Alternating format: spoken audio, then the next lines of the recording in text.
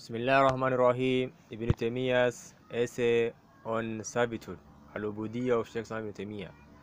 The sheikhs who are righteous, may Allah be pleased with them, discuss a certain amount of the purification of Tawheed and actualizing sincerity of the deen in its entirety, whereby the abd does not turn to other than Allah, and he does not look to other than Allah, nor with love, fear, or hope.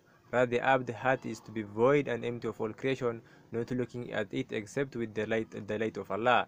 Thus, with al-haq he hears, with al-haq he sees, with al-haq it strikes, and with al-haq it walks. He loves all of the creation that which loves Allah loves, hates of the creation that which Allah hates, has wala for those of the creation of to whom Allah has afforded wala, and holds enmity towards those of the creation whom Allah has an enmity for. He fears Allah with regards to his creation and does not fear them for Allah. For Allah, he has hope in Allah with regards to his creation and does not have hope in creation for Allah.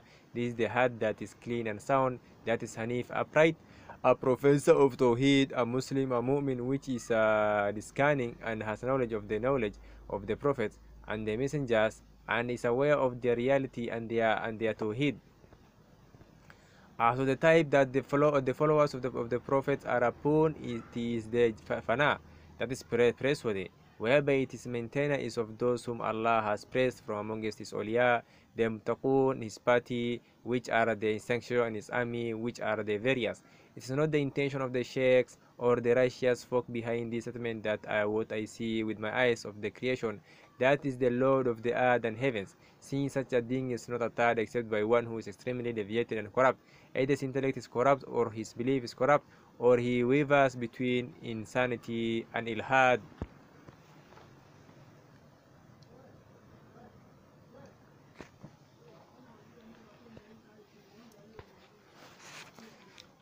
All of the sheikhs who are emulating the deen are agreed upon that which the salaf of this ummah and its imams are agreed upon, that the Creator Azza wa Jal is separate from his creation, that nothing of his essence is within any of his creation, that nothing from his creation is within his essence, that it's an obligation to separate al-Qadim from everything novel that is created, and to distinguish the Creator from creation. An account of the affirmation of this is the too voluminous for us to relate here. They also spoke about the diseases and misconceptions that befall the hearts. An instance of this is that a person may witness the presence of creation, and he then believes this presence to be the very creator of the earth and heavens because of a lack of the differentiation and the decisive criterion within his heart. He is equivalent to the one who sees the rays of the sun and believes it to be the sun itself, which is in the sky. Further to this, they may even speak about farq in distinction and jam unification. Such diverse terms enter into this discussion. Where are similar those that enter into the discussion of ana? If the abd witnesses such division and multiplicity within the creation, he certainly remains attached to them. Despite and looking on at them, this attachment he has for their creation is either through love, fear, or hope. If, however, the abd then turns to jam unification, he starts to unite on the tajweed of Allah and worship of Him alone without any partner. Thus, he turns to Allah after having turned to creation. Accordingly, his love turns toward his Lord. His fear becomes for Allah. His hope now in Allah, and his seeking of assistance from Allah. While in this condition, he certainly may not be able to accommodate looking at creation, whereby he is able to distinguish between the Creator and creation. As such, his heart may be gathered totally around al-haq and averse to the creation in both its knowledge and awareness and in its intentions and edifications. This is similar to the second category of ana. Of this, however, comes the second farq distinction, is when the abd witnesses that the creation is in existence by Allah's command and subject to His arrangement and planning. He witnesses their multiplicity and that they were once non-existent along with the oneness of Allah, and that He is the Lord of all creation, their deity, creator, and owner. Thus he becomes one who, along with the gathering of his heart around Allah, which certainly love, fear, hope, recourse, tawakkul upon Allah, having tawallah for him, holding enmity for, and so on, views the difference between the creator and creation, and differentiate between the former and the latter. He witnesses the diversity and simplicity of the creation, along with his witness and observation that Allah is the Lord, King and Creator of everything, and that He is Allah, other than whom none has the right to be worshipped. This is a correct and upright attestation. It is an obligation as far as the knowledge, witness, mention, and awareness of the heart is concerned. It's also an obligation with regards to the condition of the heart, its worship, desire, intention, love, muwala, and obedience. This is the fulfillment of the witness and testification that none has the right to be worshipped but Allah, since this education negates from the heart an uluhiyya for other al-haq, and it affirms in the heart that the uluhiyya for Allah.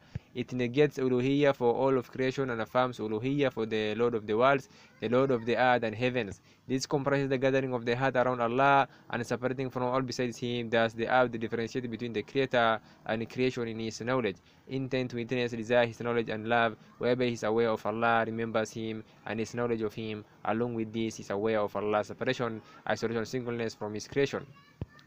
He remains loving Allah, glorifying Him, worshipping Him, having hope in Him, being fearful of Him, having love and wala for Him, possessing animosity for Allah's sake, seeking aid from Him, and having tawakkul upon Him. He refrains from worshipping other than Him, or have tawakkul, seek aid, have fear, hope, muwala, enmity, or to obey other than Him, and that such matters which are exclusive matters pertaining to the divinity of Allah.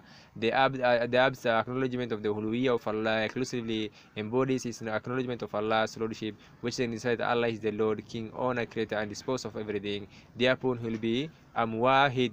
This is demonstrated by the fact that the first form of remembrance is saying La ilaha illallah, as related by Tirmidhi ibn Abi ad-Dunya and others from the Prophet sallallahu alaihi wasallam. They said the best from the remembrance of Allah, the remembrance is La ilaha illallah, none has the right to be worshipped but Allah, and the best application is Alhamdulillah, all praise for Allah. In Al-Muwatta and other sources, Talha ibn Ubaidullah ibn Qurayz related that the Prophet ﷺ said, the best that I have said as well as the Prophet before me is La ilaha illa wahdahu la sharika lahu lahul mulku wa lahul hamdu ala kulli shay'in qadir. None is there to be worshipped in truth except Allah alone, without partner. To Him belong all praise and sovereignty, and He is over all things omnipotent.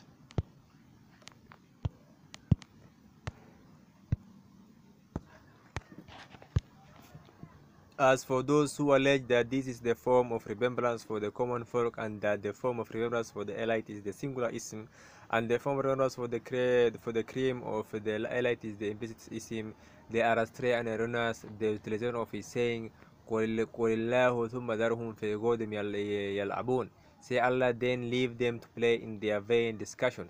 By some of these people, as evidence for this is one of the most evident blunders. The ism Allah in the ayah is mentioned within the context of the command to answer the question mentioned previously within the ayah. That question is قُلْ مَنْ أَنزَلَ الْكِتَابَ الَّذِي جَاءَ بِهِ مُوسَى نُورًا وَهُدًى لِلنَّاسِ تَجْعَلُونَهُ كَرَاطِيسَ تُبْدُونَهَا وَتُخْفُونَهُ كَثِيرًا وَعَلِمْتُم مَّا لَمْ تَعْلَمُوا أَنتُمْ وَلَا آبَاؤُكُمْ قُلِ اللَّهُ. Say Muhammad sallallahu alaihi wasallam, who then sent down the book which Musa brought, a light and a guidance to mankind, which you, that is the Jews, have made into separate paper sheets, disclosing some of it, and concerning much, and you and that is believers in Allah and His Messenger were taught through the Quran, that which neither you nor your fathers knew, say Allah. That is, Allah is the one who sent down the book which Musa brought. Thus, the ism Allah is the subject, and its predicate is indicated by the question. This is synonymous to other expressions. One questions who is a neighbor, and is answered Zaid. As for singular ism, whether it is manifested or implicit, it is not for a complete statement, nor is it a sentence that provides benefit to its listener, reader, etc. It is not connected to iman or kufr, nor command and prohibition. This has not been maintained by a single one of the Salaf of this Ummah, and the Messenger of Allah has not suggested such a thing. This type of remembrance does not by itself afford the heart any beneficial knowledge or useful conditions. It instead imparts to the heart an absolute nation, which cannot be negated or affirmed. If it does not by itself provide benefit with regards to knowledge and the state of the heart, it will be of no value. The Sharia, on the other hand, legislate words of remembrance that give benefit in themselves, and it does not legislate words of remembrance whereby the benefit is attained with other than it. Some of those who constantly practice this form of remembrance committed all sorts of ilhad and ijtihad, and has been mentioned in detail in other place, that is in a different work. As for what is related from some of these sheikhs, that they say, I fear lest I die in between negation and affirmation, one does not emulate the position of and one does not emulate the position of the person who maintains this. This position contains such visible error, since if a person was to die in this state, he would only die upon that which he intended, as the actions are deemed by the intentions. Further, it has been established on the Prophet ﷺ that he ordered one to instruct the dying person to say La ilaha illallah. He also said, "He whose last words are La ilaha will enter paradise." If what he mentioned was truly unsafe, the dying person will not have been instructed to utter such an expression in which he fears of dying during its mention in a resemble way. Instead, he will be instructed to utter the singular ism which he favors. Engaging in remembrance with the implicit ism is even further away from the sunnah, even more within the realm of innovations, and nearer to the deviation of shayateen. One who says huwa, ya, who, he, he, or he, or who, he.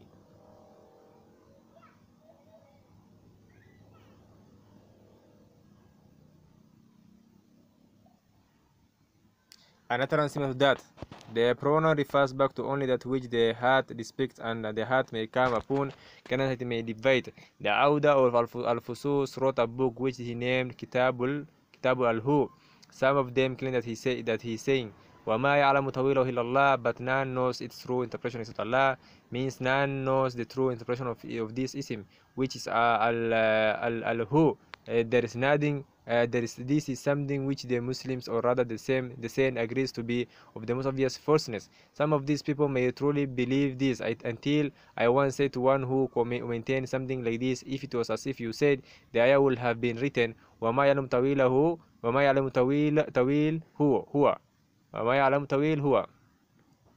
The words being separate from each other. A number of the sheikhs quote frequently contend that the saying of person Allah is based on his saying, "Wallahu thumma darum fi qadni al-abun," say Allah then leave them to play in their vain